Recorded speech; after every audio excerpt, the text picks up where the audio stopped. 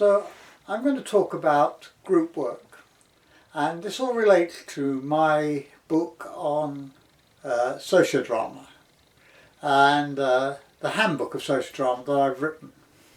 And that has been the work of over 50-60 years of looking at different ways that group works. I first became really interested in groups back in the 1960s, early 60s, when I first of all went to Esalen, and I became interested in the encounter groups there, one-to-one confrontation. And for some people that seemed to work. And then I worked with, I joined a group of Ted Hicks, which was a different way of working, where people kept their eyes closed for 2 hours and explored the environment they were living in, and then began to explore themselves. And this was a turning point for me about to see, because I became very much aware, as I have for most of my life, that I was an outsider, that I didn't really feel a group member, and I wasn't a group member. This was for loads of traumatic experiences in my past, and groups were very foreign to me, and from that point onwards I found it much easier in directing groups, running groups, than being participant. So I then decided that I need to become a participant, and enrolled in the 1967-68 with a group run by Dale Close and Myerson in San Francisco, the committee, an improvisation group, which was very spontaneous, and it was all about involving the group, where groups rely on each other, and people rely on each other within the group to develop the scenario that we were working on. And coming back to England, I noticed that there were a lot of different encounter groups, and some of these groups were extremely dangerous because they were run by people who had no idea how groups were, and they were getting people into confrontational situations, and people were badly hurt, badly scarred for the rest of their lives, because the practitioners had not really understood the group dynamics and how they're working. And from my early work I got very interested in sociodrama. And sociodrama is a problem, and then within the group being able to resolve it. And I noticed that online and books would give loads of case studies, but there was nowhere you could actually understand how did groups run. What were the pillars within the groups? What made the dynamics work?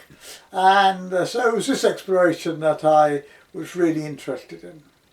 And so my early work was looking at, first of all, leadership. What type of leaderships do we have? Because a group will have a leader, and someone will emerge from the group, and sometimes group leaders are elected, so some of them are self-appointed, others are dictatorial, impose themselves on the group without being consensual. So others are by random. So there are different ways that leaders can be chosen.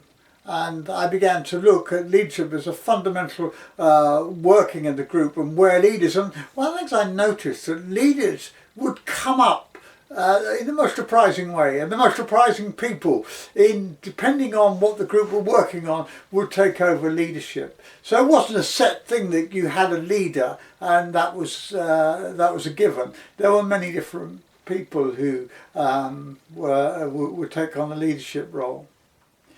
And then from the leadership role, I came to roles, and I noticed that we all play many different roles, and to separate roles from characterizations or from personalities was really important. And then we play thousands of roles in our life. And what I was interested in, it was that there were different sorts of roles. There were positive roles, what we may call positive, and there were negative roles. and there was all that in between. And I was interested in how these work when you put these roles together in a positive policeman or a negative policeman, and put them both together, and how that would evolve, and what would be the dynamics with that, and what resolution would come out of this encounter. From there I moved into norms, and norms is very fundamental, because if you're dealing with people, they have their own norm, which they think that's how their code of life, how they live. And for instance, someone from the Middle East, for instance, to take an example, from someone from the UK, what their norm will be so different from, say, someone in the UK, and you put them in a group, and how would they react to each other? How would they see each other? And then how would they communicate? So communication became a very, very important thing. How do we communicate? What are the links of communication? How can we discuss things or work through things together without with avoiding confrontation?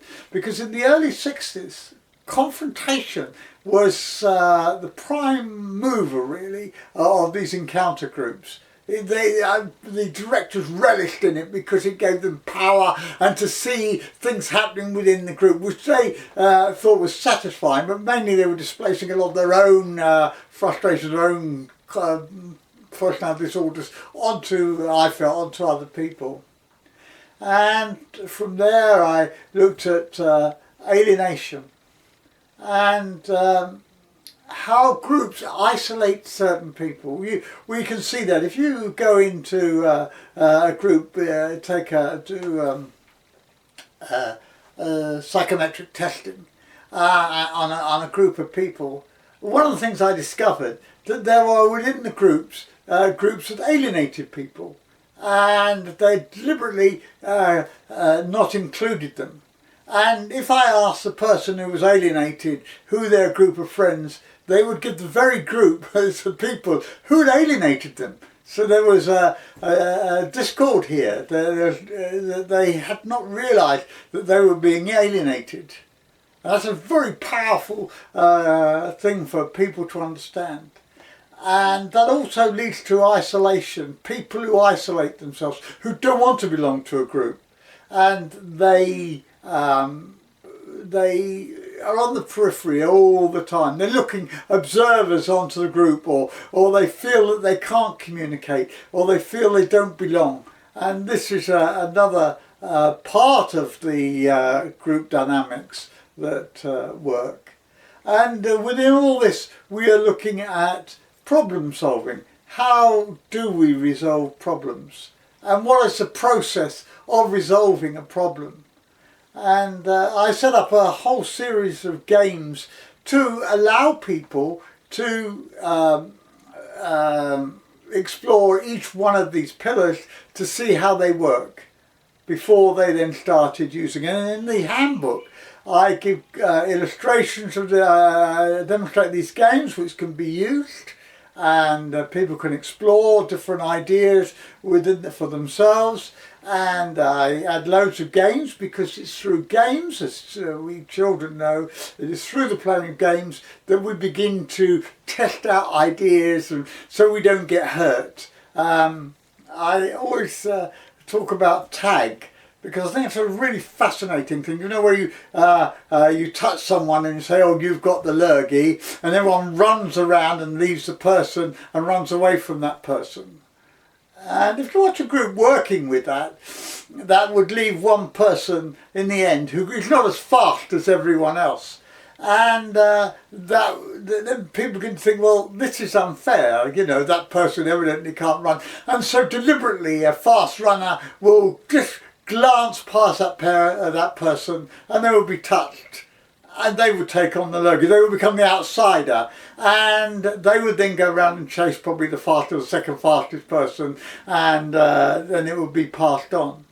And from this, you understand that no one wants to be outside the group, and the group itself has a way of resolving the problems. and the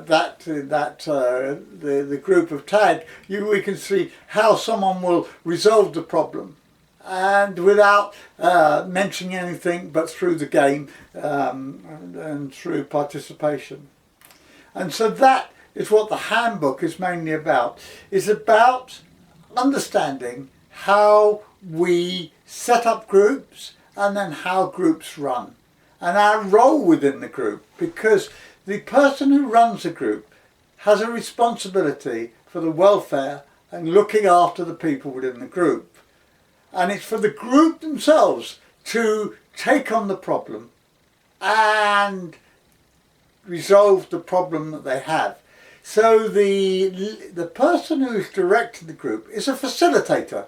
They're not running the group, they are facilitating the group, and they're there when the group needs information or the group needs to progress.